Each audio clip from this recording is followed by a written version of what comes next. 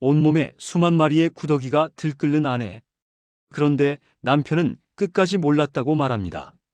같은 집에 살면서 이불을 바꿔주고 화장실을 청소했으면서 아내의 몸이 썩어 들어가는 걸 정말 몰랐을까요?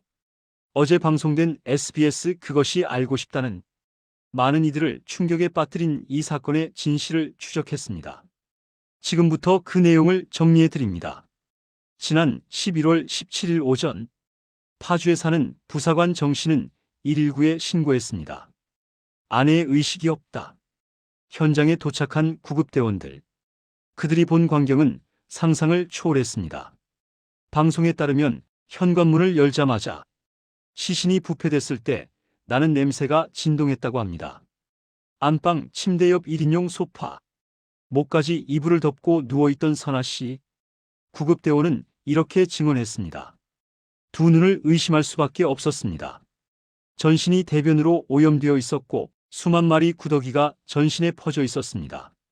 엉덩이, 배, 허벅지, 종아리, 신체 전반에 괴사가 진행되고 있었고 부패된 곳마다 구더기가 들끓고 있었습니다. 선아 씨는 병원 이송 중 심정지 판정을 받았고 다음 날 폐혈증으로 사망했습니다. 그리고 병원 측의 신고로 남편 정 씨가 긴급 체포됐습니다. 정 씨는 담당이가 아내의 상태를 설명하는 걸 처음 듣는 것처럼 반응했습니다. 그는 이렇게 주장했습니다. 아내의 상태를 전혀 몰랐다. 다리가 검게 된 건 봤지만 씻지 않아서 그런 줄 알았다. 하지만 당시 현장에 있던 구급대원의 증언은 달랐습니다. 남편에게 수차례 물었는데 3개월 전부터 괴사가 되면서 구더기가 나왔다고 말했다. 그러나 정 씨는 구급대원에게 그런 말을 한 적이 없다고 부인했습니다. 전문가들의 분석은 명확했습니다. 방송에 출연한 의료 전문가는 최소 3개월 이상 괴사가 진행됐다. 구더기가 살을 파고들어 제대로 거동할 수 없는 고통이었을 것. 이렇게 판단했습니다.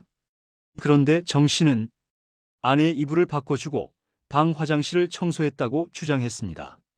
이불을 바꾸면서 구더기를 못 봤다? 화장실을 청소하면서 냄새를 못 맡았다. 전문가는 이렇게 분석했습니다. 변이 나왔다는 건 계속 먹었다는 것.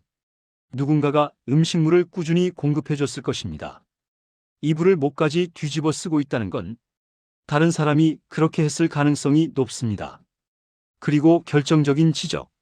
살이 썩어 들어가는 냄새가 온 집안에 진동했을 겁니다. 같은 공간에 거주하는 사람이라면 피해자의 상태를 인지 못하기 쉽지 않습니다. 방송은 취재를 통해 여러 의심스러운 정황을 확인했습니다. 첫째, 남편의 평범한 일상. 선아 씨가 사망하기 직전까지도 정 씨는 평범한 생활을 했습니다. 친구들을 만나고 반려견을 병원에 데려가고 장모님이 보낸 홍어에 극찬을 쏟아냈습니다. 반면 선아 씨는 4개월 전이 마지막 목격담이었습니다. 그리고 이 시기는 괴사가 시작된 시점과 정확히 겹쳤습니다. 둘째, 냄새 차단 주장. 정 씨는 섬유 탈취제와 인센스 스틱을 사용해서 냄새를 몰랐다 고 주장했습니다. 하지만 선아 씨의 지인들은 정 씨가 반려견을 키우기 때문에 향이 강한 것들을 사용하지 않았다며 이해할 수 없다는 반응을 보였습니다. 셋째, 비정상적인 전기수도 사용량. 괴사가 시작된 시점부터 두 사람이 살던 집의 전기요금과 수도 사용량이 지난해와 비교해 이상할 정도로 늘어났습니다. 전문가는 이렇게 분석했습니다. 에어컨을 24시간 틀어놨을 가능성이 있습니다. 수돗물은 4명이 써도 한 달에 18톤에서 20톤 정도인데 2명이 사는 집에서 한 달에 40톤 이상을 썼다는 것은 상식적으로 이해할 수 없습니다. 하루 종일 물을 틀어놨을 것입니다. 왜일까요? 냄새를 가리기 위해서였을까요? 정 씨는 아내가 병원에 가지 않은 이유를 우울증과 공황장애 때문이라고 설명했습니다. 하지만 선아 씨는 우울증 진단을 받은 적도 치료를 받은 적도 없었습니다. 정 씨는 본인 스스로 우울증이라고 생각해서 그렇게 말했다고 했습니다. 그런데 2년 전 퇴사하던 선아 씨가 지인과 나눈 대화에서는 우울증을 예상하기 힘들었습니다. 선아 씨의 가까운 지인은 이렇게 말했습니다. 제가 우울증으로 힘들어할 때 저를 응원해 주던 분이었습니다. 만약 본인이 우울증이 있었다면 분명 저한테 도움을 요청했을 겁니다. 전문가는 이렇게 분석했습니다. 공황장애가 있다고 해서 거동이 불가한 것은 아닙니다. 그가 움직이지 못했던 것은 자유의지에 의해서가 아닐 가능성이 큽니다. 의료 전문가는 충격적인 소견을 밝혔습니다. 어깨나 배는 욕창이 아닌 다른 원인에 의한 피부 괴사가 일어났습니다. 어깨 괴사는 가장 최근에 일어났는데 자상에 의한 괴사로 추정됩니다. 그리고 더욱 충격적인 내용. 흉부 CT에서 오른쪽 1번에서 6번까지 다발성 갈비뼈 골절 소견이 있습니다. 이는 심폐소생술에 의한 것이 아닙니다. 외력, 폭행의 가능성도 의심해 볼 수 있습니다. 방송은 선아 씨가 정 씨에게 쓴 편지를 공개했습니다. 편지에는 정 씨가 선아 씨에게 이별을 언급한 것으로 보이는 내용과 병원에 데려가 달라고 부탁하는 내용이 있었습니다. 전문가는 이렇게 분석했습니다. 수평적이던 관계가 역전됐을 가능성이 있습니다. 그 배경에는 경제적 문제와 심리적 문제가 있었을 것입니다. 관계 역전 이후 남편이 전과 다른 태도를 보였을 수 있고 이것이 물리적, 폭력적인 형태로 나아갔을 수도 있습니다. 폭력에 버금가는 언어적, 정서적 학대가 일어날 경우 상대방은 무척 심한 스트레스를 느꼈을 겁니다. 그리고 또 다른 전문가는 가해자인 남편을 통해 문제를 해결하지 않으면 안 되는 심리적 가스라이팅 상태가 있지 않았을까? 라고 지적했습니다. 정 씨는 아내가 병원에 데려가 달라고 한 것은 사실이라고 인정했습니다. 그런데 왜 데려가지 않았을까요? 전문가는 이렇게 추측했습니다. 정 씨가 아내를 병원에 데려가지 못한 이유는 그의 가해 행위 때문일 것입니다. 또 다른 전문가는 정 씨의 심리를 이렇게 분석했습니다.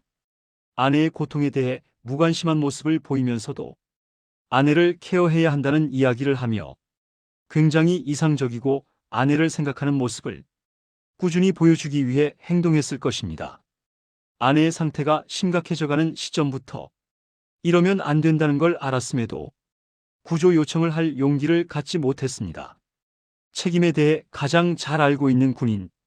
이 책임이 나한테 왔을 때 어떤 문제가 생기는지 가장 잘 알고 있었기 때문에 세상에 문제가 드러나면 자신에게 올 벌을 걱정했던 것 같습니다. 의료 전문가는 안타까움을 드러냈습니다. 열흘 전에만 병원에 왔다면 선아 씨가 생존했을 수도 있습니다. 법률 전문가는 이렇게 분석했습니다. 자신의 죄책을 면하기 위해서는 몰랐다고 하는 게 제일 유리합니다.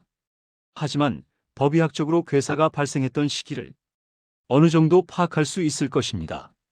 거기에 응급대원에 피의자가 3개월 전에 구더기를 봤다는 진술까지 합쳐지면 상당히 강력한 증거로 작용할 것입니다. 유기치사죄는 3년 이상의 유기징역에 처합니다.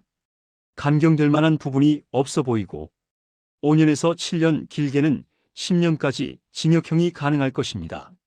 지금까지 파주 부사관 아내 사망 사건의 전말을 정리해드렸습니다.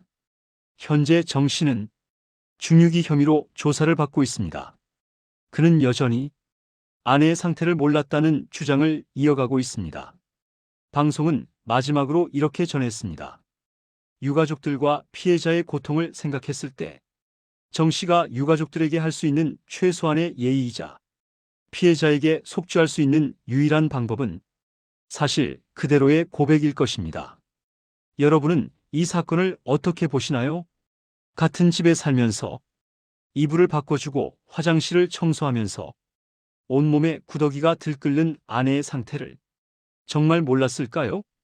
여러분의 생각을 댓글로 남겨주세요. 지금까지 뉴스였습니다. 시청해주셔서 감사합니다.